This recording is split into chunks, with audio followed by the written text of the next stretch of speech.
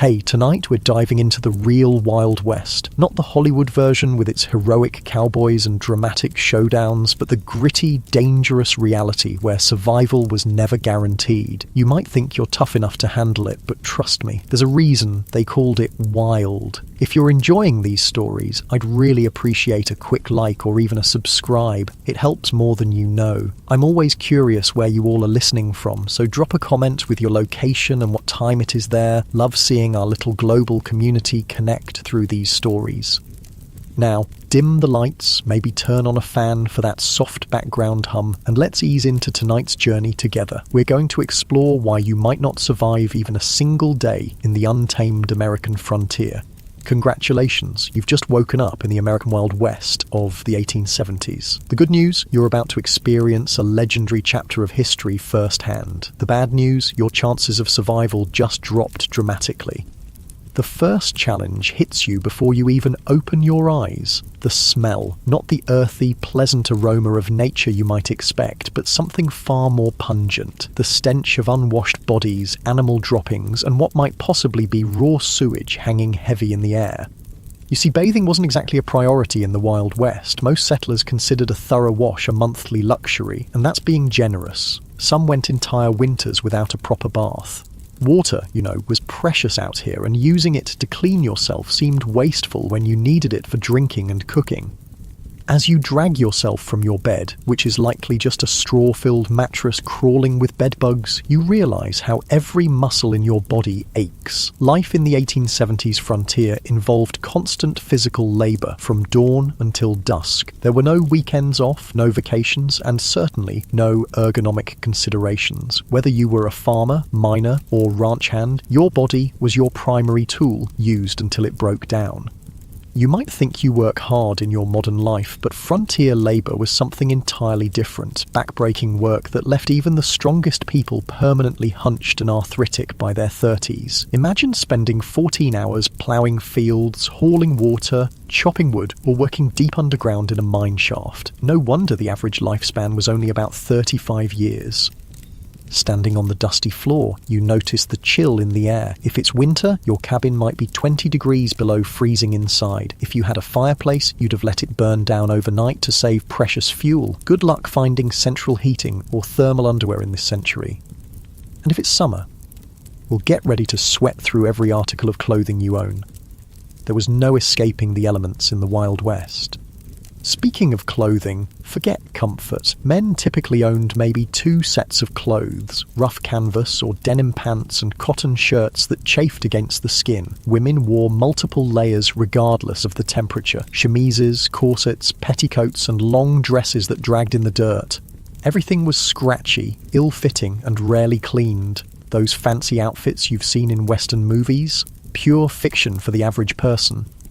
Your stomach growls, reminding you it's time for breakfast. Hope you like beans, biscuits and coffee, possibly for every meal. The Wild West diet was monotonous and nutritionally deficient. Fresh fruits and vegetables were seasonal luxuries. Meat, when available, was often preserved with salt or smoke because refrigeration didn't exist. Scurvy, a disease caused by vitamin C deficiency, when your gums bleed and your teeth fall out, was common among settlers despite being easily preventable with modern knowledge. You might think the coffee would at least be good. Cowboys always seem to have a pot brewing in the movies, but what you're served barely resembles what you'd recognise as coffee. It's typically boiled to within an inch of its life, bitter beyond belief, and might include crushed eggshells or even salt to reduce the bitterness. Still, the caffeine would help you face the day, so you drink it without complaint. Before heading outside, you might want to check your shoes for scorpions or snakes that could have sought shelter during the night. It wasn't uncommon for frontier folks to shake out their boots each morning, a habit born from painful experience. One wrong move, and you could be facing a venomous bite miles from any medical help. Stepping outside your cabin, you're immediately aware of how exposed you are. The vast landscape of the American frontier was breathtaking, sure, but it was also unforgiving. Extreme weather could appear with little warning. Blizzards, tornadoes, flash floods, or drought could all mean death for the unprepared. The sky might be clear now, but that could change in minutes. If you've settled in a frontier town, you might think civilization offers some protection. In some ways, that's true. In others, it just presents different dangers. Towns in the Wild West were hotbeds of disease. Without proper sewage systems or understanding of germ theory, illnesses spread rapidly through communities. Cholera, typhoid, smallpox, diphtheria, and tuberculosis were constant threats. An outbreak could wipe out half a town in weeks. Speaking of towns, let's say you decide to visit one today. As you approach, you notice there's a distinct lack of the organised layout you might expect. Many Western towns grew haphazardly, with buildings constructed wherever convenient, often without proper planning or infrastructure. The streets aren't paved, but are instead dirt tracks that transform into mud pits when it rains and dust bowls when it's dry. The smell hits you again, stronger now. Horse manure is everywhere because horses are the main transportation. There are no street cleaners or sanitation departments. In some towns, the accumulated waste could be knee-deep in heavily trafficked areas. Flies swarm around you and you realise why disease spreads so easily here. As you walk down the main street, you pass the saloon, likely one of the busiest establishments in town. Contrary to Hollywood depictions, saloons weren't glamorous places with swinging doors and piano players. Most were crude, one-room affairs with rough plank bars and basic furniture. The liquor served wasn't fine whiskey aged in oak barrels, but raw alcohol often mixed with tobacco juice, pepper, turpentine, or even gunpowder to give it extra kick. A single drink could blind you if you were unlucky. The saloon represents another deadly aspect of frontier life: violence. These establishments were frequently sites of deadly confrontations, not because of formal duels or showdowns, but because of drunken arguments that escalated quickly in a heavily armed society. The romanticised gunfights of Western movies were rare. Most violence was impulsive, messy, and over trivial matters. Speaking of being armed, you'll notice almost everyone carries a weapon of some kind, but not for the reasons you might think. While personal protection was certainly a factor, weapons were primarily tools for hunting, protection from wildlife, and sometimes for signalling. The constant threat from bears, wolves, cougars, and venomous snakes made going unarmed foolish, especially when travelling between settlements. You might be surprised to learn that many frontier towns actually had strict gun control laws. Places like Dodge City, Kansas, and Tombstone, Arizona, required visitors to surrender their firearms when entering town limits. The famous gunfight at the OK Corral actually started because the Clanton gang refused to comply with Tombstone's weapons ordinance. Despite what you've seen in movies, quick-draw duels in the middle of the street were exceedingly rare. Most shootings were ambushes or happened during robberies. The skilled gunslinger facing off against an opponent at high noon is largely a Hollywood invention. Real frontier violence was typically sudden, chaotic, and lacked any sense of honor or fairness. As you continue your walk, you pass the local doctor's office. Medical care in the 1870s frontier would horrify you. Most doctors had little or no formal training. Surgical procedures were performed without anesthesia beyond whiskey or morphine, and sterilization was virtually unknown. Something as simple as an infected cut could lead to amputation or death. Common treatments included bloodletting, mercury compounds, arsenic, and other toxic substances that often did more harm than good. Women in childbirth faced mortality rates as high as 1 in 4 in remote areas. Dentistry involved extraction without anesthesia, using crude tools. Most people suffered from painful dental issues for years before finally losing their teeth.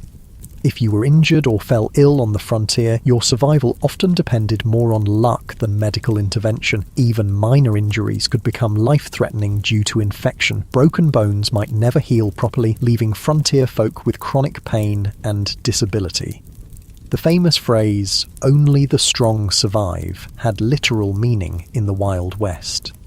Your stomach growls again, and you realise it's time for lunch. You head to the local restaurant, which is likely just an extension of someone's home where meals are served for a fee. The food isn't any more varied than your breakfast. Meat is tough and often spoiled, despite heavy smoking or salting. Vegetables, if available, are overcooked to mush. Food safety standards don't exist, so dysentery and food poisoning are common occurrences.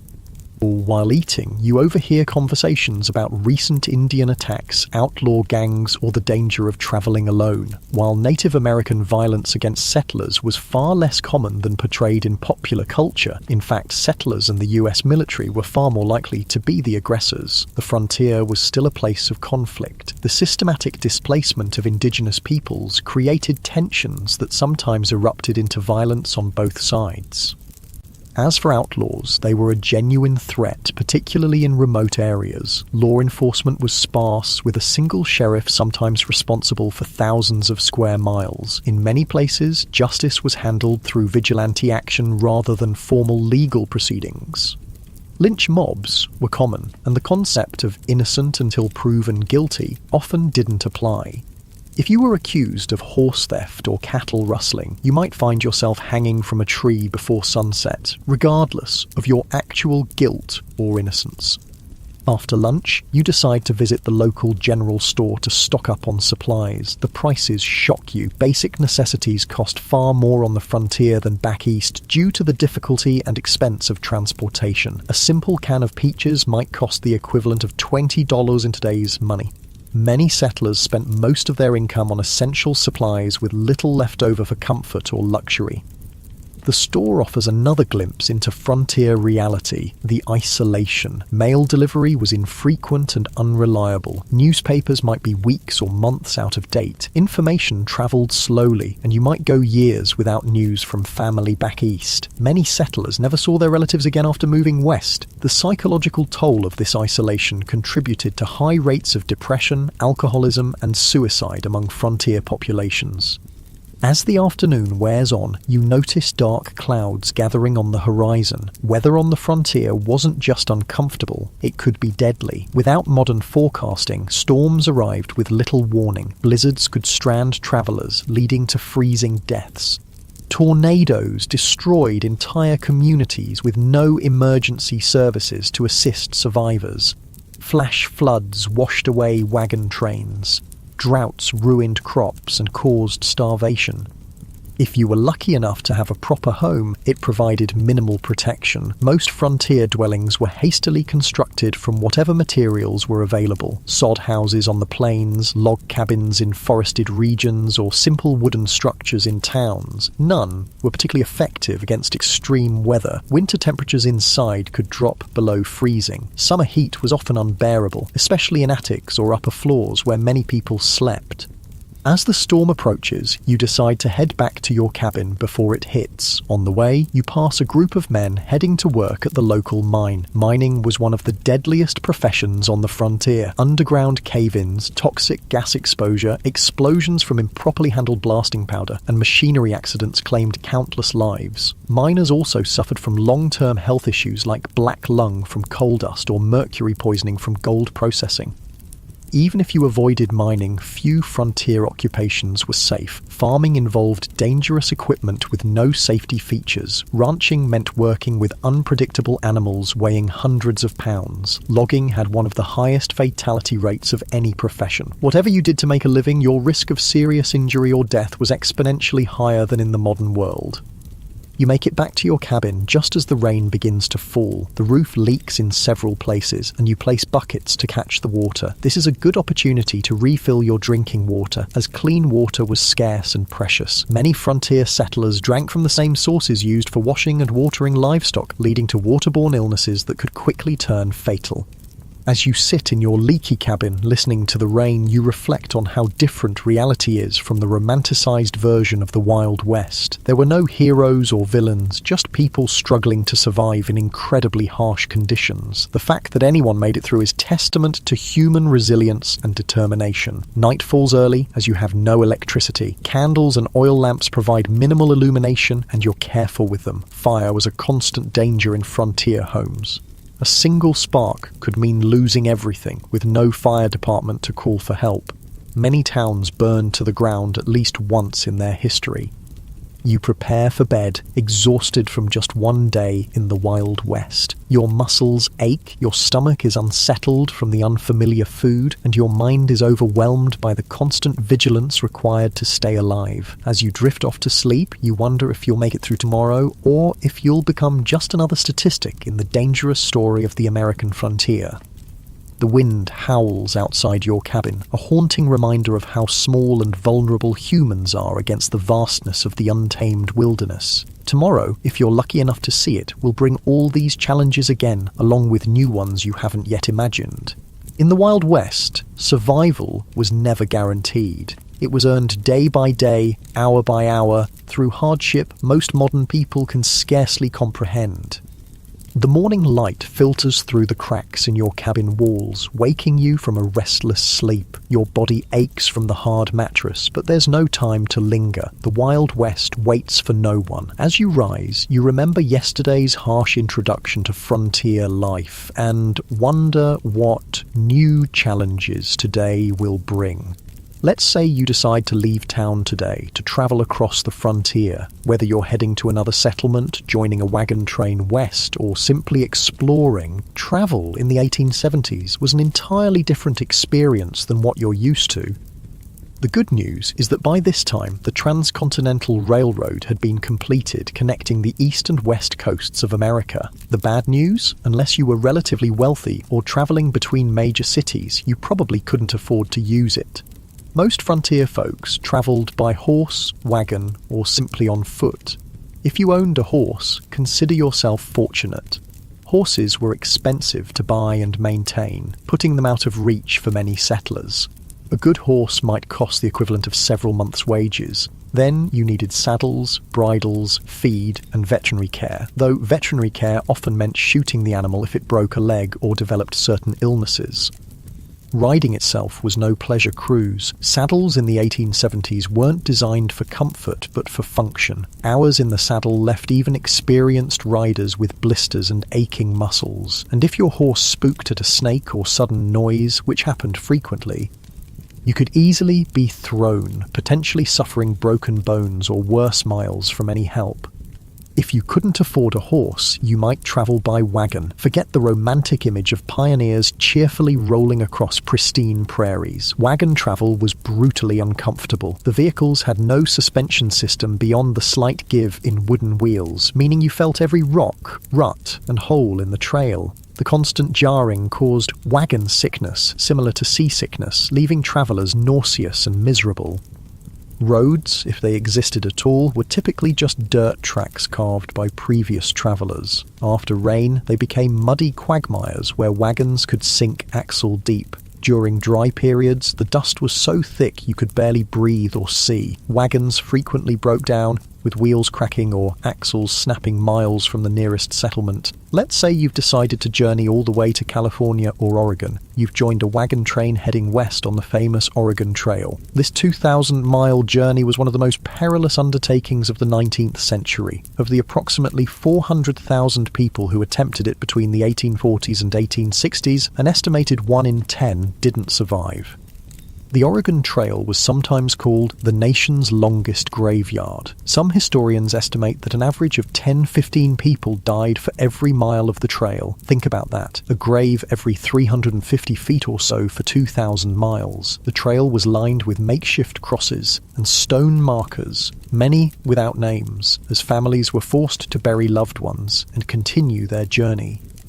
Disease was the #1 killer on the Oregon Trail. Cholera, a bacterial infection spread through contaminated water, was particularly devastating. This horrible illness, caused severe diarrhea and vomiting, draining the body of fluid so quickly that a person could be healthy at breakfast and dead by dinner. There was no effective treatment available. Wagon trains would sometimes lose dozens of people in a single cholera outbreak. Other diseases like dysentery, typhoid, and mountain fever claimed countless lives. Children were especially vulnerable, with many families losing multiple children during the journey. Medical care was rudimentary at best, often consisting of folk remedies that did little to help and sometimes made conditions worse. Crossing rivers presented another deadly challenge. Wagons weren't designed to float, but pioneers had to cross numerous rivers on their journey west. Some had ferries or fords, but many required the wagon to be floated across like a makeshift boat. Wagons frequently capsized in these crossings, drowning people and livestock and destroying precious supplies. The Platte, Columbia, and Snake rivers claimed hundreds of lives during the migration period. Contrary to popular belief, attacks by Native Americans were relatively rare. Most tribes were actually helpful to migrants, offering supplies, guidance, and assistance with river crossings. The majority of violent deaths on the trail came from accidents, being crushed by wagon wheels, drowning, or being kicked by draft animals. Firearms accidents were shockingly common, as most travelers were inexperienced with weapons but carried them for hunting and protection. The psychological toll of the journey was immense. Families buried children, parents, and spouses along the way, then had to continue travelling immediately. There was no time for extended grief on the trail. Each day's delay meant less chance of crossing the mountains before winter snows made passes impassable. The constant stress, grief, and physical hardship led many travellers to mental breakdown. Suicide was not uncommon among trail migrants. If you somehow survived the journey to California or Oregon, your challenges weren't over. Many arrived at their destination having spent all their money and resources on the journey itself. Families often arrived destitute, malnourished, and ill, only to find that the promised land had its own harsh realities. But let's say you've decided not to travel that far. Perhaps you're heading to a nearby town or settlement instead. Even short journeys in the Wild West presented significant dangers. Travelers might encounter outlaws who saw lone riders or small groups as easy targets. While the frequency of stagecoach robberies was exaggerated in later fiction, they did occur regularly enough to be a legitimate concern. The natural environment posed constant threats to travellers. Flash floods could wash out trails or trap unwary travellers. Summer heat in desert regions could kill through dehydration and heat stroke. Winter blizzards routinely trapped travellers, sometimes leading to freezing deaths or desperate situations like the infamous Donner Party, where survivors resorted to cannibalism to stay alive. Navigation itself was challenging in an era before detailed maps. Travellers relied on vague directions, landmarks that could change or be misidentified, and the experience of guides who sometimes proved unreliable. Getting lost in the wilderness could be a death sentence, especially if your supplies ran low. As you travel today, you notice another aspect of frontier life that movies rarely depict accurately: the stunning diversity of people. The Wild West wasn't populated solely by white cowboys and settlers. It was a meeting ground of cultures from around the world. Chinese immigrants worked as railroad builders, miners, and merchants. Mexican families had been living in the Southwest long before it became U.S. territory. Black cowboys made up as much as 25% of the workforce on some ranches. European immigrants from Germany, Ireland, Italy, and Scandinavia brought their cultures and traditions. And of course, dozens of distinct Native American nations had called these lands home for thousands of years before others arrived. This diversity, however, didn't mean equality or harmony. Racial violence was a common feature of frontier life. Chinese railroad workers faced brutal discrimination and were often forced to take the most dangerous jobs for lower pay than white workers. Mexican landowners frequently saw their property seized through legal manipulation or outright theft after the Mexican-American War. Black Americans who moved west hoping to escape Southern discrimination often found frontier racism just as entrenched, if different in form. Despite their crucial contributions to ranching, mining, and building frontier communities, they were frequently excluded from economic opportunities and social acceptance. For Native Americans, the expansion of white settlement was nothing short of catastrophic. The indigenous population of North America, once numbering perhaps 15 million people, had been reduced to fewer than 300,000 by 1900. Disease, warfare, forced relocation, and the deliberate destruction of their food sources, particularly the buffalo, decimated numerous tribes and nations. US government policies systematically pushed Native Americans from their traditional lands onto reservations, often in areas with poor soil and few resources. Treaties were regularly broken when valuable resources were discovered on reservation lands. Native children were taken from their families and placed in boarding schools designed to erase their cultural identity, operating under the philosophy of kill the Indian, save the man. The romanticized cowboys versus Indians narratives of later films grossly misrepresented the complex interactions between settlers and indigenous peoples. Many native nations initially tried to accommodate newcomers and adapt to changing circumstances. Violence typically erupted after repeated treaty violations, encroachment on tribal lands, or deliberate provocations. As you continue your journey, you ponder another group whose experience differed markedly from Hollywood depictions: women on the frontier. Far from the helpless damsels or schoolmarms of Western movies, frontier women performed incredibly demanding physical labour while navigating restrictive social expectations. On homesteads and farms, women not only handled traditional domestic duties like cooking, cleaning, childcare and making clothing, but also worked in the fields, tended livestock and defended the home when necessary. Their workday typically started before dawn and ended well after dark, with few, if any, days of rest.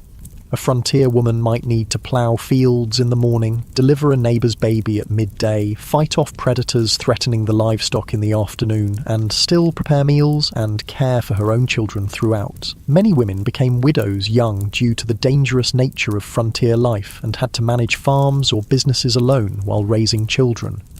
Despite their essential contributions, women had few legal rights. In most territories and states, they couldn't vote, own property independently if married, or have custody of their children in the event of divorce. Domestic violence was considered a private matter, with little legal recourse available to victims. For unmarried women, options were severely limited. Teaching was one of the few respectable professions, though female teachers were paid significantly less than their male counterparts, and were often expected to resign upon marriage. Some women found economic independence through running boarding houses, working as nurses, or establishing millinery or dressmaking businesses.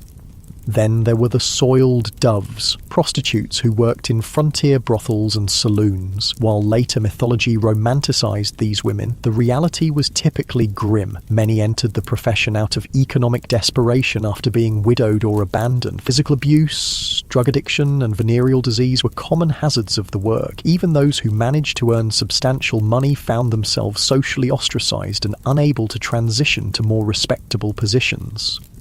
Some women did find greater freedom on the frontier than they might have back east. The shortage of women in Western territories gave them more marriage options and sometimes better treatment as communities competed to attract and keep female residents. A few territories like Wyoming and Utah granted women voting rights decades before the 19th Amendment, recognizing their essential contributions to frontier development. As the day wears on and you continue travelling, you might wonder about law enforcement in this supposedly lawless land. The reality was complex and varied widely by location. Major cities and towns typically had some form of organised law enforcement, but vast rural areas had minimal, if any, official protection. County sheriffs were elected officials responsible for maintaining order across sometimes enormous territories. A single sheriff might be the only law enforcement for thousands of square miles, making regular patrols impossible. They relied heavily on deputizing ordinary citizens during emergencies, creating posses to pursue criminals or respond to violence. Town marshals handled law enforcement within town limits, sometimes with a few deputies in larger settlements. These positions were often dangerous and poorly paid, attracting a mix of dedicated public servants and those who enjoyed the power the badge provided. Some famous lawmen, like Wyatt Earp, moved between legitimate law enforcement and more questionable enterprises throughout their careers. Federal marshals had jurisdiction throughout territories and states but were few in number. They typically focused on major crimes like counterfeiting, mail robbery, or offences involving multiple jurisdictions. The legendary US Marshals of Western movies, single-handedly bringing law to lawless towns, were largely fictional creations. In many remote areas, justice was handled through informal community action rather than official legal processes. Vigilante groups formed to address perceived threats when formal law enforcement was absent or ineffective. Sometimes these groups maintained basic order, but they could easily become vehicles for prejudice, personal vendettas, or mob violence. The iconic image of the quick-draw gunfight was largely a later invention. Most frontier violence was mundane, impulsive, and often alcohol-fueled. Bar fights that escalated to fatal levels, domestic violence, and disputes over land or livestock were far more common than dramatic shootouts on dusty streets. Criminal punishment was harsh by modern standards. Hanging was the standard penalty for murder, rape, and sometimes theft, particularly of horses or cattle. Prisons existed, but were primitive facilities with high mortality rates from disease, violence, and poor conditions. Many communities preferred immediate execution to the expense of long-term imprisonment. As evening approaches, you decide to seek shelter for the night. If you're lucky, you might find a town with a hotel or boarding house. Don't expect luxury. Frontier accommodations were basic at best. A typical hotel room would have a simple bed, possibly infested with bed bugs, a washstand with a pitcher and basin, and perhaps a chair. Bathroom facilities would be an outhouse in the back, shared by all guests. Privacy was minimal, with thin walls allowing you to hear your neighbours' every movement and conversation. In busier establishments, you might even share a bed with a stranger, a common practice to maximise capacity during busy periods. The sheets might not have been changed for previous guests, and lighting would be limited to candles or oil lamps. A night's lodging would cost between 25 cents and $1, depending on the establishment's quality and location. This represented a significant expense for many travellers, equivalent to several hours' wages for an average worker. Many chose to sleep in stables, barns, or simply under the stars to save money, despite the additional risks these options presented. If you were travelling through more remote areas, you'd likely camp for the night. This meant building a fire, assuming you could find enough fuel, preparing a meal from your limited supplies, and sleeping on the ground with minimal protection from the elements or wildlife. Indigenous peoples, experienced travellers, and military scouts had sophisticated techniques for safe camping, but the average settler often made dangerous mistakes. Proper fire management was literally a matter of life and death. A fire built too large could spark a prairie or forest fire that could consume thousands of acres in hours. One built too small might not provide enough warmth during cold nights, leading to hypothermia. Campfire cooking required skills most modern people lack, often resulting in meals that were simultaneously burnt and raw. As night falls fully and you prepare to sleep, the sounds of the frontier darkness surround you. Coyotes howl in the distance, unfamiliar birds call, the wind whispers through grass or trees. For people accustomed to modern light and noise pollution, the profound darkness and strange sounds of wilderness nights often triggered intense anxiety. Many travellers slept poorly on the frontier, not just because of physical discomfort, but from fear of the unknown dangers that might lurk in the darkness. Native attacks, though rare, often occurred at dawn when sleepers were at their most vulnerable. Predators like wolves, bears, and mountain lions might investigate camps looking for food. Venomous snakes and scorpions sought warm places to rest, sometimes including a sleeper's bedroll. Even if no actual threats materialized, the psychological stress of constant vigilance took its toll. Frontier diaries frequently mention exhaustion not just from physical labor, but from the mental strain of perpetual alertness. Modern people, accustomed to locks, alarms, and the security of dense population, would find the vulnerability of frontier sleeping arrangements profoundly disturbing. As you drift towards sleep, you reflect on the day's journey. Travel in the Wild West bears almost no resemblance to its sanitized, romanticized portrayal in later entertainment. It was grueling, dangerous, and uncomfortable beyond what most modern people could endure. And the skills required from navigation without maps to making emergency repairs to handling firearms safely took years to develop, and mistakes were often fatal. The darkness deepens and the sounds of night creatures grow louder. Tomorrow will bring new challenges if you survive the night. Perhaps you'll reach your destination, or perhaps you'll become just another unmarked grave along the trail. One more statistic in the perilous story of westward expansion. The Wild West forgave no weakness and offered no second chances. Every day survived was a victory against overwhelming odds. The new day dawns on the frontier, and you've somehow survived the night, a victory in itself in the Wild West. As you rub the sleep from your eyes and stretch your aching muscles, you contemplate what direction your frontier experience might take today. Perhaps you'll try your luck in one of the booming mining towns where fortunes are supposedly made overnight. You've heard stories of the California gold rush, the Nevada silver strikes, and the Colorado mining booms. Tales of ordinary men finding nuggets the size of chicken eggs and becoming wealthy overnight have drawn hundreds of thousands west. What these stories don't mention are the brutal realities awaiting those who chase mineral dreams.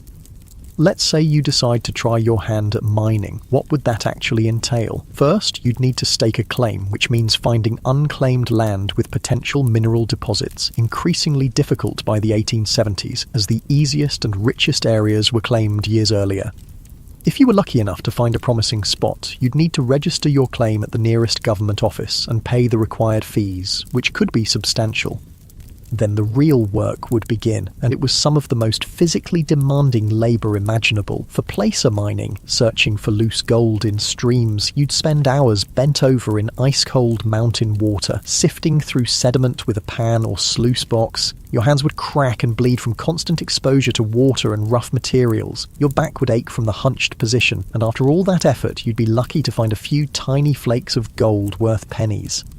If you ventured into hard rock mining, digging for veins of ore in the mountains, the dangers multiplied exponentially. Tunneling into unstable rock without modern safety equipment or engineering knowledge led to frequent cave-ins that crushed miners where they stood. Poorly ventilated shafts filled with toxic gases like carbon monoxide, odorless but deadly, suffocating miners who had no warning of the danger.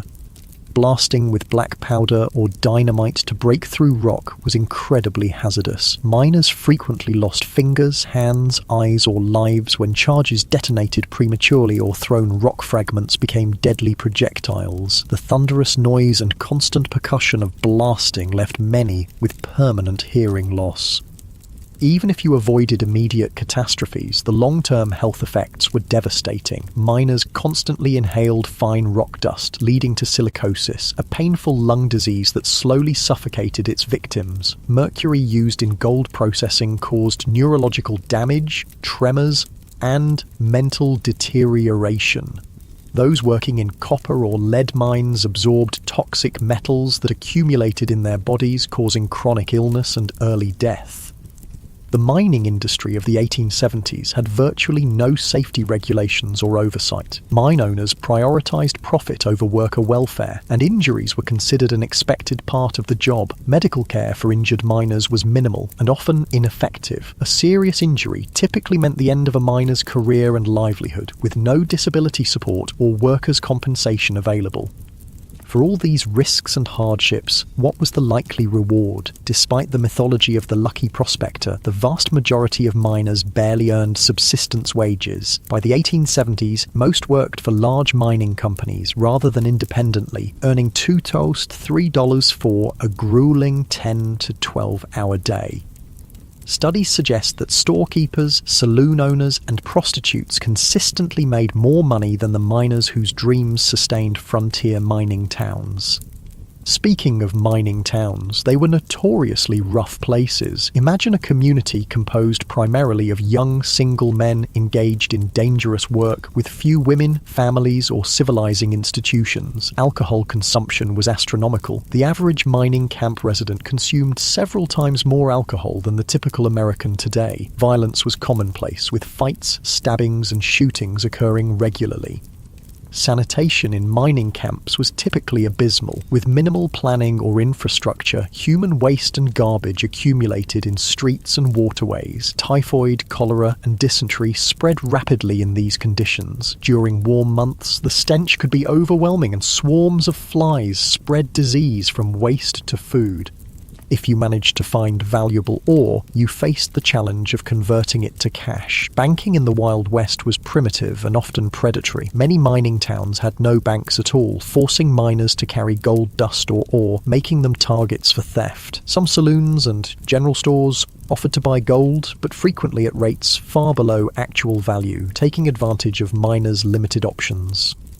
Where banks did exist, they operated with minimal regulation or oversight. Bank failures were common, often wiping out customers' life savings without warning or recourse. Many bankers were little more than confidence men who established storefronts, collected deposits, and disappeared overnight with all the funds. Without federally backed currency, paper money was issued by individual banks and its value fluctuated wildly depending on the bank's reputation. Counterfeit bills circulated widely, and even experienced merchants could be fooled by well-made fakes. The safest form of money was gold or silver coin, but carrying it made one a target for robbery.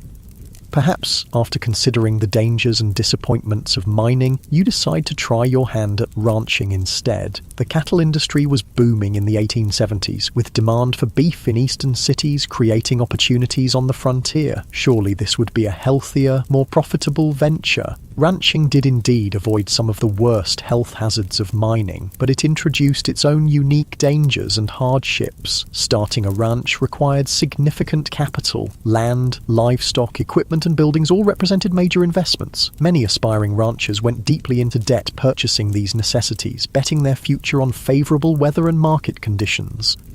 Nature often had other plans. Droughts could wither grazing lands and dry up crucial water sources, forcing ranchers to either watch their cattle starve or sell at devastating losses. Harsh winters could kill entire herds, as happened in the infamous Great Die-Up of 1886 to 1887, when up to 90% of cattle on northern ranges froze or starved to death during unusually severe weather. Disease could sweep through herds, wiping out a rancher's investment overnight. Texas fever, anthrax, and other infectious diseases had no effective treatments in the 1870s. Predators like wolves and cougars took a constant toll on livestock, particularly vulnerable calves. Poisonous plants, quicksand, and injuries further reduced herds. The iconic cattle drives, moving herds hundreds of miles to railroad shipping points, were not romantic adventures, but grueling, dangerous undertakings. Cowboys, not the glamorous figures of later films, but typically young, poorly paid labourers, worked 20-hour days during drives, catching brief naps in the saddle as they moved thousands of animals across difficult terrain.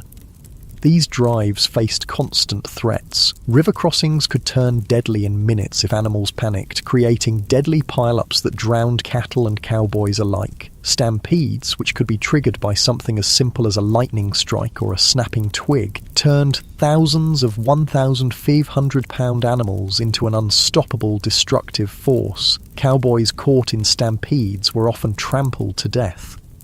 The cowboy's life was far from the freedom portrayed in Western mythology. They typically earned about $30 per month for exhausting, dangerous work. Most were very young men, often teenagers, from poor backgrounds with few other options. A significant percentage were black, Mexican, or mixed-race individuals facing discrimination that limited their opportunities elsewhere.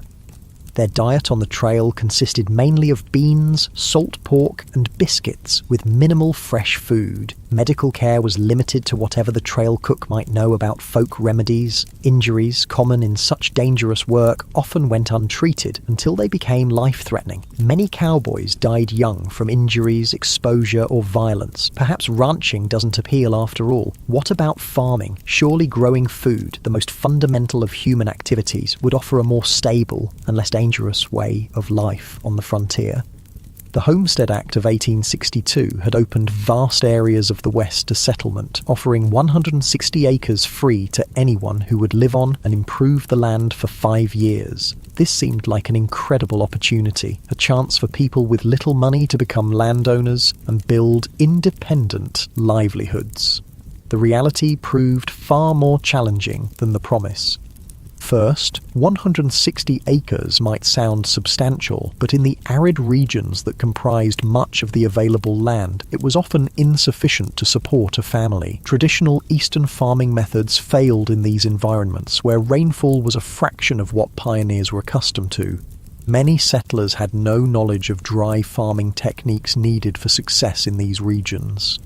Starting a frontier farm required tremendous physical labour. The first task was building shelter, typically a sod house on the treeless plains, constructed by cutting and stacking dense prairie turf. These soddies were dark, damp dwellings that leaked when it rained, harboured insects and snakes, and crumbled without constant maintenance. Then came the back-breaking work of breaking the land for planting. Prairie sod, held together by dense grass roots that had developed over centuries, was extraordinarily difficult to plough with the equipment available to most settlers. It could take a year or more just to prepare a few acres for planting. The work was so physically demanding that it permanently damaged many farmers' bodies. Once crops were planted, farmers faced threats from every direction. Drought could wither plants before harvest. Torrential rains could wash away seedlings or flood fields. Early frost could kill crops just before harvest. Grasshoppers descended in biblical swarms, consuming everything green in their path and sometimes even eating the handles of tools left in fields. Disease affected frontier farmers as it did everyone else, but with particularly devastating consequences. With no hired help and little community support, a family's illness during crucial planting or harvesting periods could mean the difference between survival and starvation. Women often continued working the fields while heavily pregnant, or just days after giving birth, risking their health because the work simply couldn't wait. Farm accidents were common and often fatal. Homemade tools broke and caused injuries. Animals panicked and trampled their handlers. Even successful harvests could turn deadly. Numerous farmers died when they fell into grain storage bins and suffocated in the loose grain, or when poorly constructed storage buildings collapsed under the weight of their contents. The isolation of frontier farms took a heavy psychological toll. Neighbours might be miles away, visited only occasionally. Women in particular suffered from this isolation, some going months without speaking to anyone outside their immediate family. Depression, anxiety, and what was then called prairie madness affected many settlers, sometimes leading to abandonment of homesteads or suicide. For those who persevered through these challenges and actually produced crops, economic obstacles remained. Transportation to markets was difficult and expensive. Without refrigeration, perishable products had to be sold quickly or preserved. Large agricultural corporations and railroad companies used their influence to keep crop prices low and transportation costs high, squeezing independent farmers from both directions. By the 1870s, another option was emerging on the frontier, working for wages in the growing towns and industries. Perhaps this offered a safer, more stable path than the high-risk ventures of mining, ranching, or farming. Wage labour did avoid some of the worst physical dangers and financial risks of independent enterprises, but introduced its own hardships. Industrial safety standards were virtually non-existent. Workers in frontier factories, mills, and workshops suffered horrific injuries from unguarded machinery. Construction workers built increasingly tall structures without harnesses or safety equipment, leading to frequent fatal falls. Railroad work was particularly dangerous. Track layers worked with minimal equipment under brutal conditions, suffering high rates of injury and death from accidents, heat stroke, and exhaustion. Chinese workers, who built much of the transcontinental railroad, were often assigned the most dangerous tasks, such as handling unstable explosives to blast through mountain passes. Working hours were long by modern standards, typically 10-12 hours per day, 6 days per week. Pay was low, with most workers barely earning subsistence wages. Child labour was common, with children as young as 8 or 9 working alongside adults in many industries, often suffering higher injury rates due to their size and inexperience. Workers had essentially no legal protections. Employers could fire people without cause, reduce wages arbitrarily, or withhold pay entirely. Those who complained or attempted to organise for better conditions faced blacklisting, being marked as troublemakers who no other employer in the region would hire. Company towns, settlements where a single employer owned all housing and businesses, were common in mining and lumber regions. Workers in these communities paid inflated prices at company stores, lived in company housing, and sometimes were paid in scrip, company currency, rather than legal tender. This created a form of debt bondage where workers could never save enough to escape the system. Whether you mined, ranched, farmed, or worked for wages, frontier life shaped your experiences in ways modern people would find disorienting. Perhaps most striking was the relationship with time, not the carefully measured minutes and hours of our digital age, but a more fluid reality, governed by daylight, seasons, and natural rhythms. Without electric lighting, most people woke at dawn and slept shortly after sunset, their active hours expanding and contracting with the seasons. Work wasn't measured in 8-hour shifts, but by tasks that needed completion: fields ploughed, cattle moved, ore extracted. During harvest or roundup, people might work from first light until well after dark for weeks without a break. During winter, many rural workers had periods of relative inactivity when fields lay dormant or cattle needed minimal tending. The concept of punctuality, so central to modern life, had limited relevance on the frontier. With few clocks and limited need for precise timing in most activities, people operated on approximate schedules. Stagecoaches and later trains introduced more precise timetables to the West. But outside these specific contexts, morning or after dinner were sufficiently specific time designations for most purposes. Entertainment and leisure looked nothing like their modern counterparts. After exhausting workdays, most frontier folks had little energy for complex activities. Conversation around the fire, storytelling, or simple card games were common evening pastimes. Music was popular when instruments and skilled players were available, with fiddles, harmonicas, and guitars providing accompaniment for social dances. Reading material was precious and often shared among entire communities. A single book might be read aloud to gatherings of neighbours or passed from family to family until it fell apart from use. Newspapers, when available, were read repeatedly, with every advertisement and notice scrutinised for information about the wider world. Organised sports existed, but in simpler forms than today. Baseball was gaining popularity, played with minimal equipment on makeshift fields. Horse racing, wrestling, and shooting competitions provided both entertainment and opportunities to demonstrate valuable skills. Children played games that required little or no equipment: tag, hide and seek, and variations of stickball that could be played with found objects. Holidays and community celebrations took on great importance as rare opportunities for socializing and recreation. 4th of July celebrations might draw people from miles around for picnics, speeches, games, and dancing. Harvest festivals marked the successful completion of the year's most critical work. Religious holidays provided both spiritual meaning and welcome breaks from routine. As the day draws to a close, you find yourself reflecting on the relentless challenges of frontier life. Every aspect required harder work, involved greater risk, and offered fewer comforts than its modern equivalent. The people who survived and sometimes thrived in these conditions possessed qualities that modern society rarely demands: extraordinary physical endurance, practical skills applicable to countless emergencies, and psychological resilience in the face of constant hardship and loss. The darkness gathers once more, and with it comes a silence profound enough to hear your own heartbeat. No car engines, no air conditioners, no electronic hums, just the whisper of wind, the chorus of insects, and the occasional call of night birds. This profound quiet, so alien to modern ears, was the soundtrack of frontier nights, sometimes comforting, sometimes unsettling in its emptiness.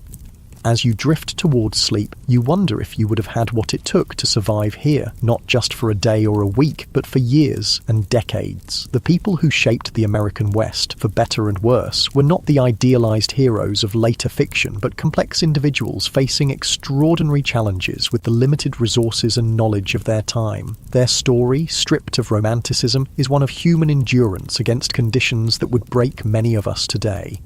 The cool night air settles around you like a blanket, and the stars emerge in a display of brilliance impossible to see in our light-polluted modern world. This at least is one pure beauty the people of the frontier experienced that few today can fully appreciate: the majestic sweep of the Milky Way across a truly dark sky, connecting them to the same cosmic panorama their ancestors had watched for countless generations.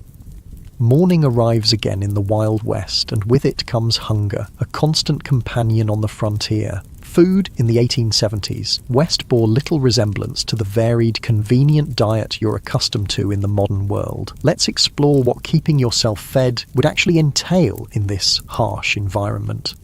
The good news is that game was still relatively plentiful in many areas. Deer, elk, rabbit, and various birds could supplement your diet if you had the skills to hunt them. The bad news? Hunting required ammunition, which was expensive and might be needed for protection. It also demanded time away from other essential work, making it a luxury many settlers couldn't afford during busy seasons. Most frontier families relied heavily on foods they could grow, preserve, or purchase in bulk. The staples of the frontier diet were beans, corn, and pork, dense in calories but monotonous and nutritionally incomplete. Fresh fruits and vegetables were available only in season, a few months at most, and winter diets often contained no fresh produce whatsoever. This lack of dietary variety led to widespread nutritional deficiencies. Scurvy, caused by vitamin C deficiency, was common during winter and early spring when no fresh produce was available. The symptoms, bleeding gums, loosening teeth, joint pain, and eventually death, were well known but difficult to prevent with available resources. Other deficiency diseases affected growth in children and caused various chronic health problems in adults. Food preservation was a constant challenge and critical survival skill. Without refrigeration, meat needed to be consumed quickly or preserved through smoking, salting, or drying. These methods deterred bacterial growth but drastically changed flavors and textures while reducing nutritional value. The heavy salt content of preserved foods contributed to high blood pressure and other health issues. Women spent enormous amounts of time preserving food when it was abundant for use during scarce periods. Vegetables were pickled in vinegar or fermented. Fruits were dried or preserved with sugar if available. Root vegetables might be stored in root cellars, underground spaces that maintained cool temperatures. These preservation efforts were not optional activities, but essential survival work that could determine whether a family would eat during winter. Food storage presented its own problems. Properly prepared preserved foods could last months or even years, but improper techniques led to spoilage and potentially deadly food poisoning. Additionally, stored food attracted pests. Rats, mice, and insects consumed portions of most stored food supplies, and their droppings contaminated what remained. Most frontier families simply accepted a certain amount of insect parts and rodent droppings in their flour, beans, and other staples as unavoidable.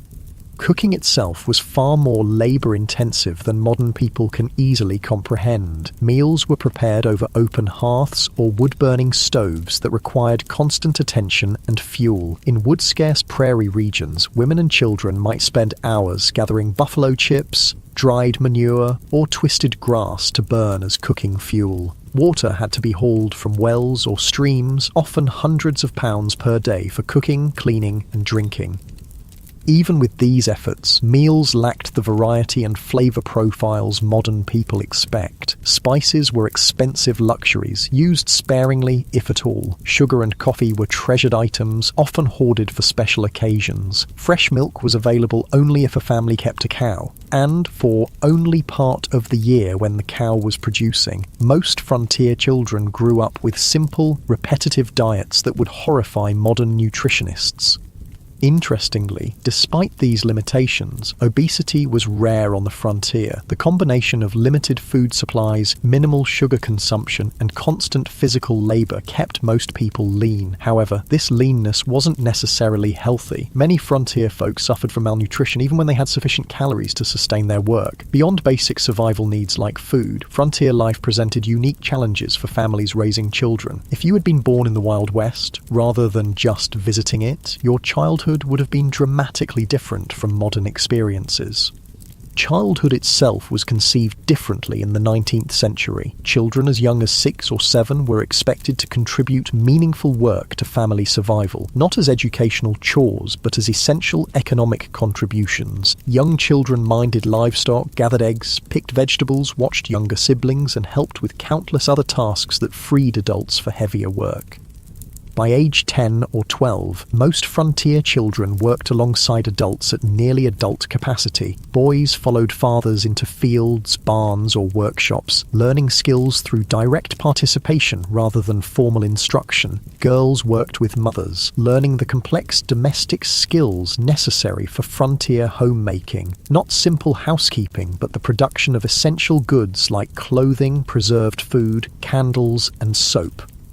This early adulthood extended to other areas of life. Children were not sheltered from the harsh realities around them. They witnessed births, deaths, slaughtering of animals, and the sometimes violent conflicts of frontier communities. They were expected to understand and adapt to these realities, rather than being protected from them. Education, as modern people understand it, was limited and inconsistent on the frontier. In established towns, schools might operate for a few months each year, typically during winter when agricultural work was minimal. One teacher, often barely educated themselves, might be responsible for students ranging from 5 to 17 years old, all studying in a single room. Physical conditions in these schools were challenging. Buildings were poorly insulated, leading to freezing conditions in winter and stifling heat in warmer months. Supplies were minimal, perhaps a few shared textbooks, slates for writing that had to be constantly erased and reused, and minimal paper that was treated as a precious resource. Corporal punishment was the standard disciplinary approach, with whippings or beatings administered for infractions as minor as whispering or failing to memorize assigned material. In more remote areas, formal schooling might not exist at all. Some families conducted home education using whatever books were available, but many frontier children received only the most basic literacy and calculation skills, if that. Their education focused instead on practical knowledge, how to predict weather, track animals, prepare soil for planting, treat common injuries, and perform the countless other tasks essential for survival. Child mortality remained devastatingly high throughout the frontier period. Approximately 1 in 4 children died before reaching adulthood, with the highest risk in the first 5 years of life. Diseases that modern medicine easily prevents or treats, measles, diphtheria, scarlet fever, whooping cough, routinely killed or permanently disabled young children. Accidents claimed many more, as child safety was a foreign concept in an era where survival demanded risk-taking. The psychological impact of this mortality on both children and parents is difficult for modern people to comprehend. Most children grew up watching siblings die. Parents expected to lose children and often gave the same name to a subsequent child if an older sibling died young. A practice that seems strange today, but reflected the different relationship with mortality in an era when death was an everyday presence. Perhaps nothing illustrates the gulf between frontier and modern life more clearly than approaches to health and medicine. If you became ill or injured in the 1870s West, your experience would bear almost no resemblance to modern healthcare. The first difference would be the absence of professional medical care in most situations. Doctors were scarce, with many communities having none at all. Those who did practice on the frontier often had minimal training, perhaps a brief apprenticeship or a few months at a medical college. Their knowledge reflected medical science of the era, which still relied heavily on theories like humoral balance that had more in common with medieval medicine than modern practice. Without access to professional care, most health issues were addressed through home remedies and folk medicine. Every community had people, usually women, known for their healing skills, drawing on traditions brought from various cultures. Some of these treatments, particularly herbal remedies, had genuine medicinal properties, but many were ineffective or actively harmful. Common medical treatments of the era included bloodletting, which weakened already ill patients, purgatives that caused severe diarrhea, supposedly to expel bad humours, and poultices of various substances applied to wounds, some of which introduced infection rather than preventing it. Laudanum, a tincture of opium, was widely used for pain, leading to addiction in many cases. Mercury compounds were prescribed for numerous conditions despite their toxicity. Even when treatments had some validity, impure medications caused problems. Without pharmaceutical regulations or standardization, commercially sold medicines varied wildly in potency and often contained dangerous contaminants. Many patent medicines marketed as cure-alls contained primarily alcohol, providing temporary relief through intoxication rather than addressing underlying conditions. Surgery in frontier conditions was particularly horrific. Without effective anesthesia, beyond alcohol, whiskey, or opium, patients endured excruciating pain during procedures. Sterilization was unknown or inconsistently practiced, leading to rampant post-surgical infections. Amputation was the standard treatment for serious limb injuries, performed with saws and knives that might be wiped clean but never properly sterilized.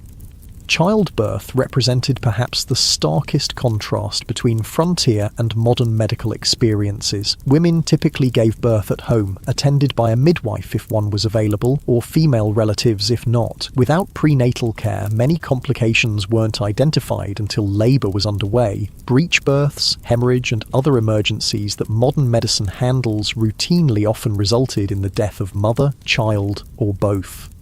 Maternal mortality rates on the frontier were approximately 1 death per 100 births, more than 100 times higher than in developed countries today. Many women approached each pregnancy knowing it might be their last experience in life. Men's diaries and letters from the period frequently mention the heartbreaking reality of raising children alone after losing wives in childbirth.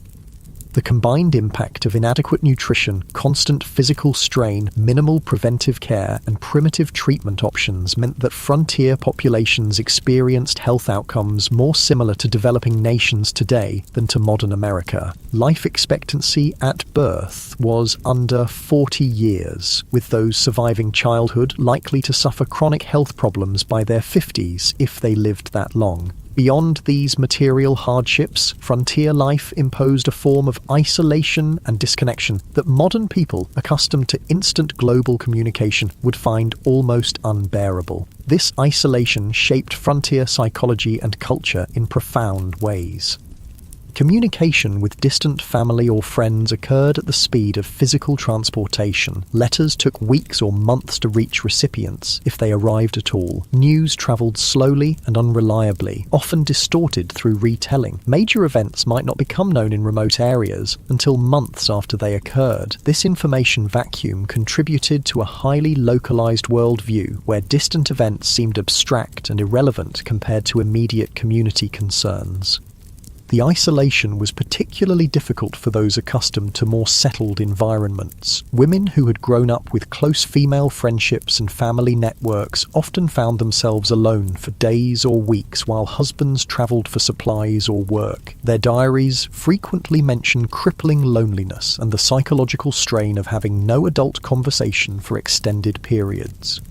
This isolation sometimes led to what contemporary accounts called prairie madness, severe depression, anxiety, and occasionally psychosis triggered by the combination of isolation, constant work, and environmental hardships. Some affected individuals became violent toward family members or committed suicide. Others simply abandoned their homesteads and returned east, unable to endure the psychological pressure of frontier life.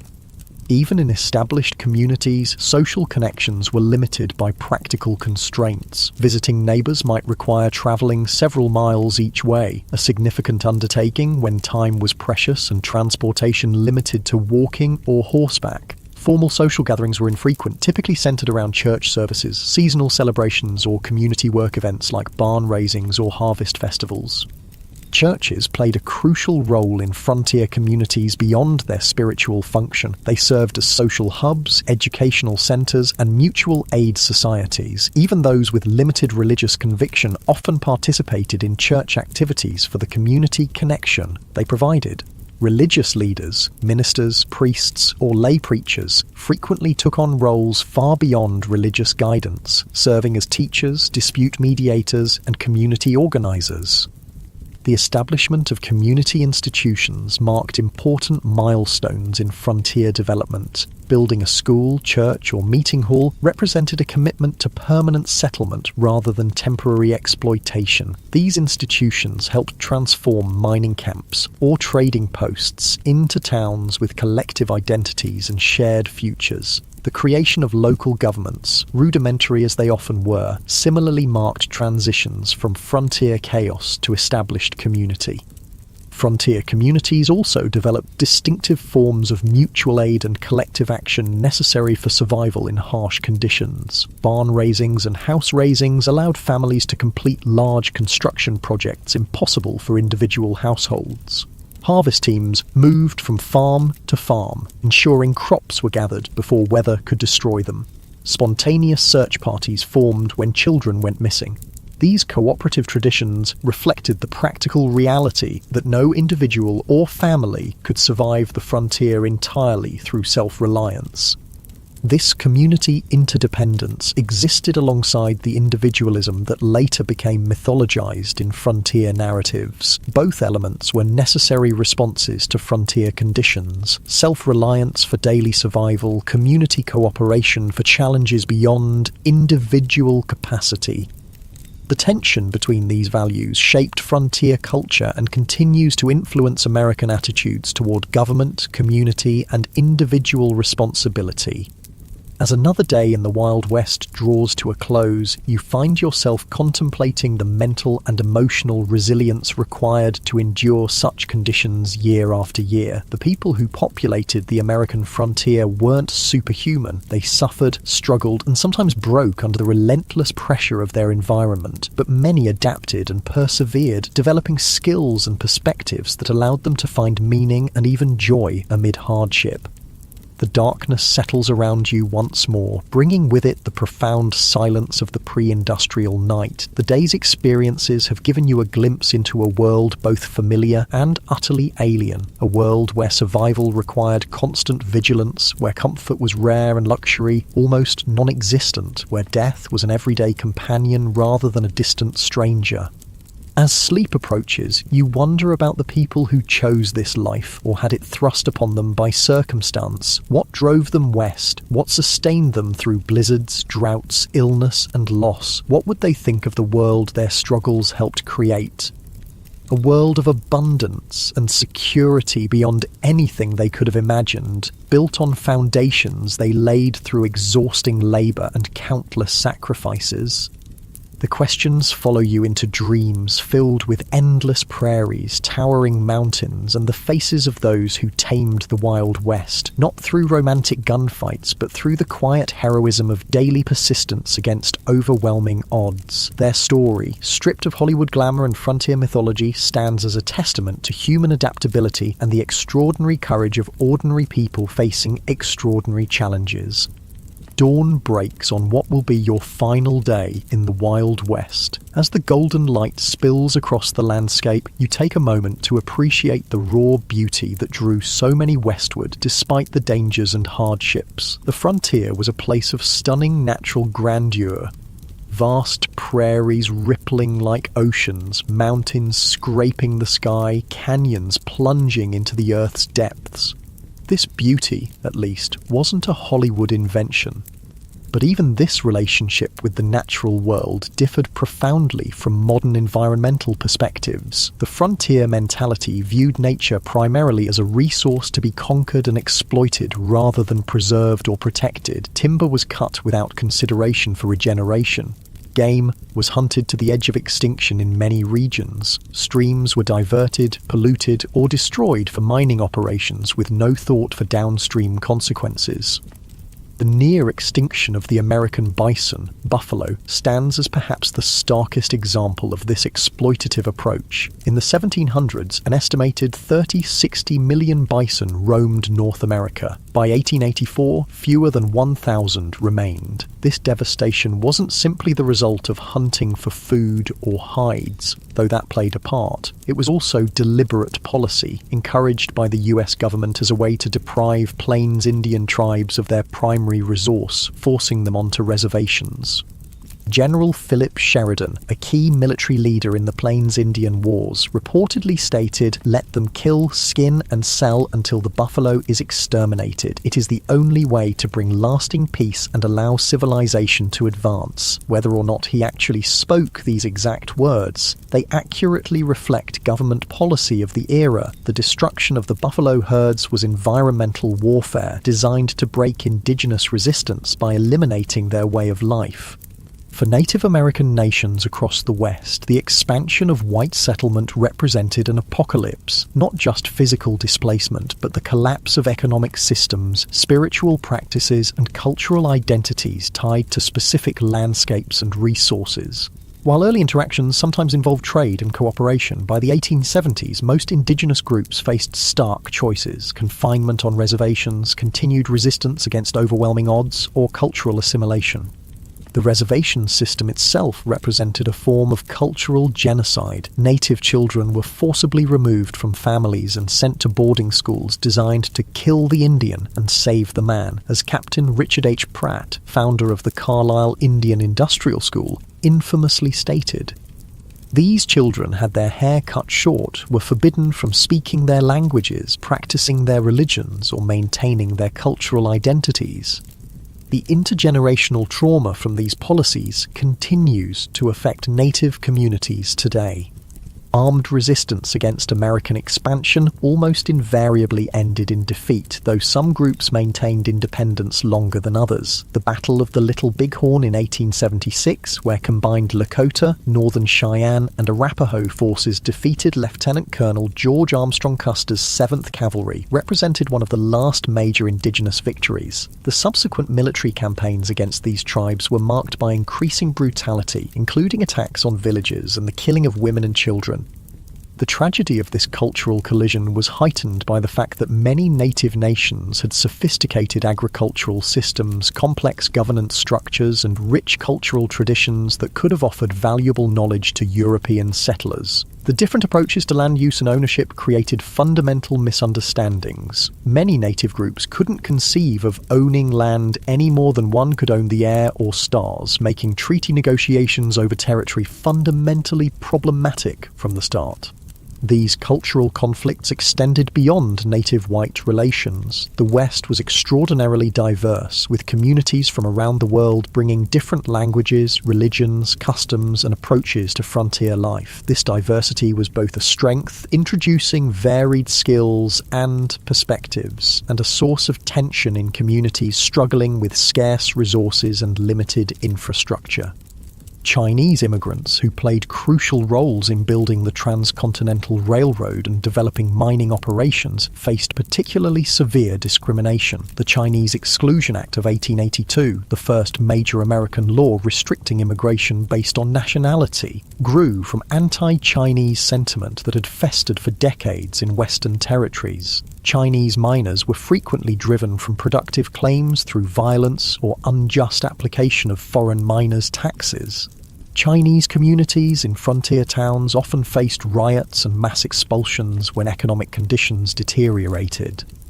Mexican Americans, many of whom had become US citizens through territorial acquisition rather than immigration, similarly faced discrimination and displacement. Despite treaty guarantees protecting property rights following the Mexican-American War, many Mexican landowners saw their holdings taken through legal manipulation, intimidation, or outright fraud. Spanish-derived water rights systems that had functioned effectively for generations were replaced with English common law approaches less suited to arid environments.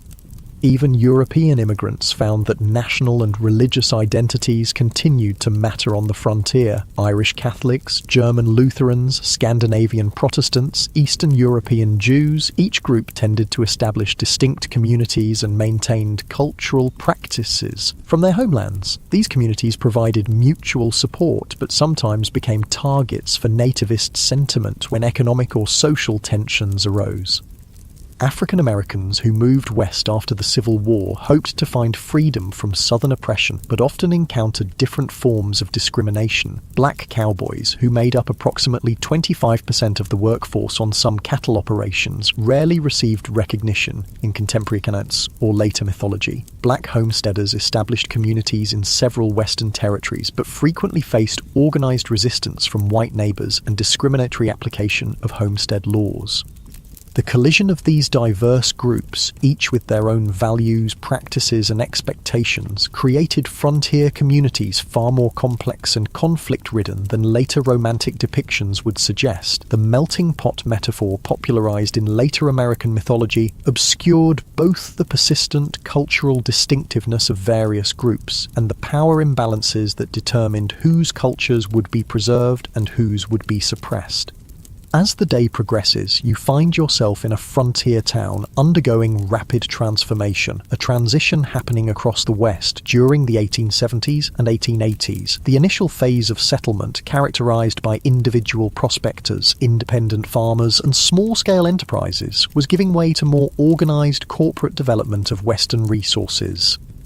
The arrival of railroads catalyzed this transition. The Transcontinental Railroad, completed in 1869, dramatically reduced travel time between east and west from months to days. Subsequent branch lines penetrated previously isolated regions, connecting them to national markets and supply chains. This transportation revolution allowed large-scale extraction of Western resources for Eastern factories and enabled mass-produced Eastern goods to flood Western markets.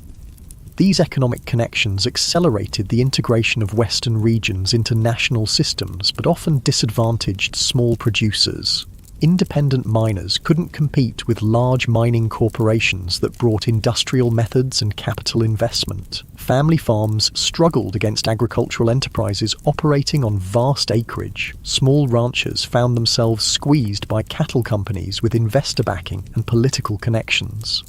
Corporate interests increasingly dominated political as well as economic structures. Railroad companies, mining conglomerates, timber interests, and large landholders exercised enormous influence over territorial and early state governments. Water rights, mineral claims, grazing access, and timber concessions were allocated through processes that typically favored those with financial and political power rather than small operators or community interests.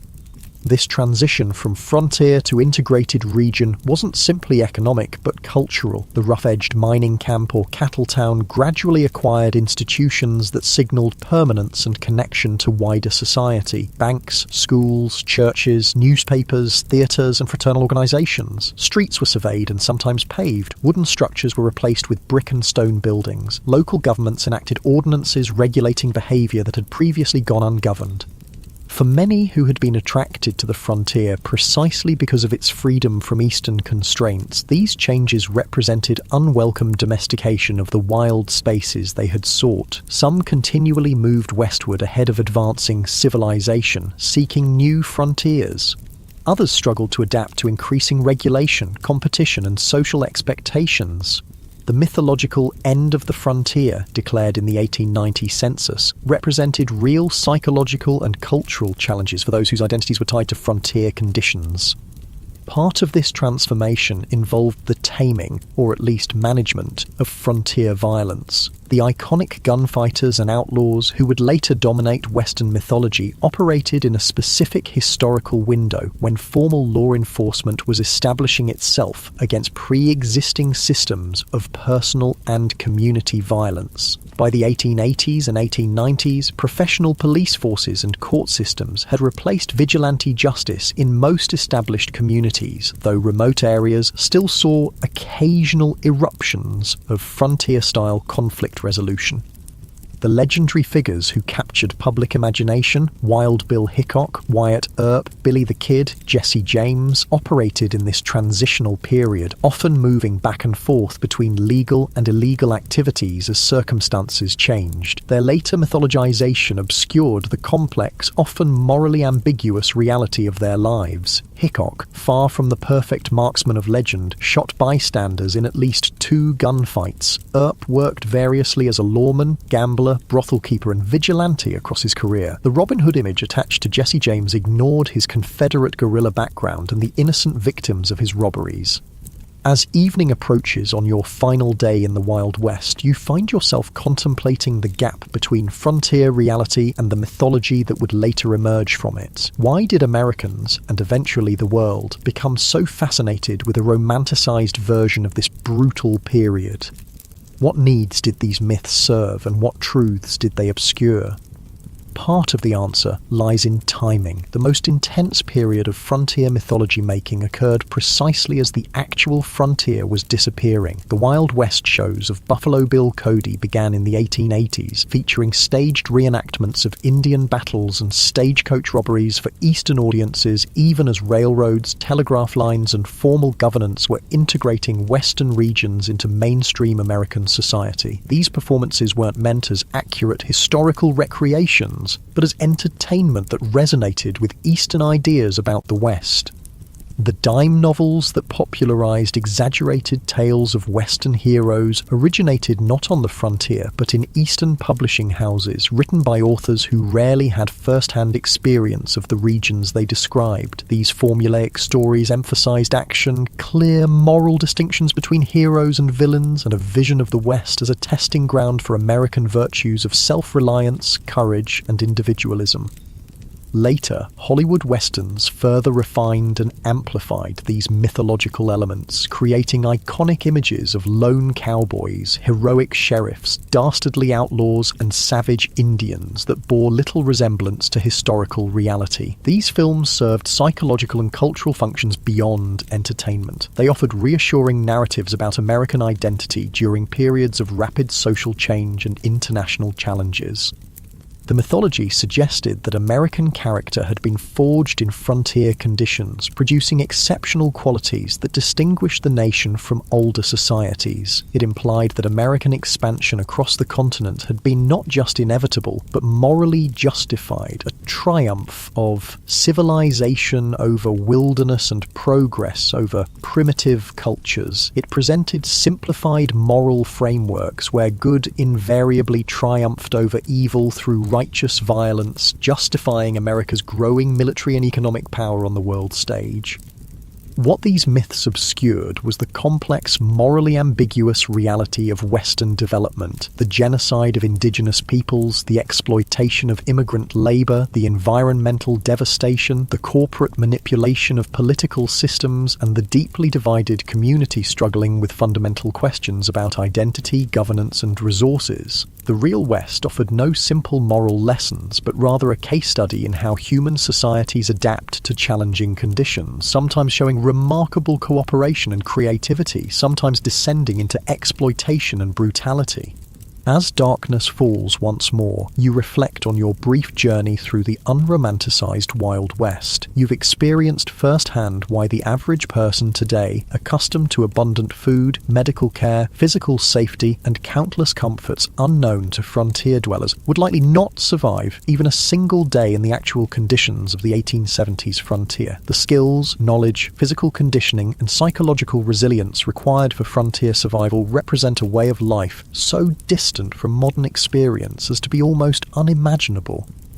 Yet something about this world continues to fascinate us. Perhaps it's the raw honesty of a life stripped to essentials, where tasks have immediate consequences and achievements represent tangible victories against natural constraints. Perhaps it's the community interdependence that emerged from shared challenges, creating connections that transcended differences in background or belief. Perhaps it's simply the reminder that human beings can endure and even find meaning in conditions far harsher than most of us will ever face.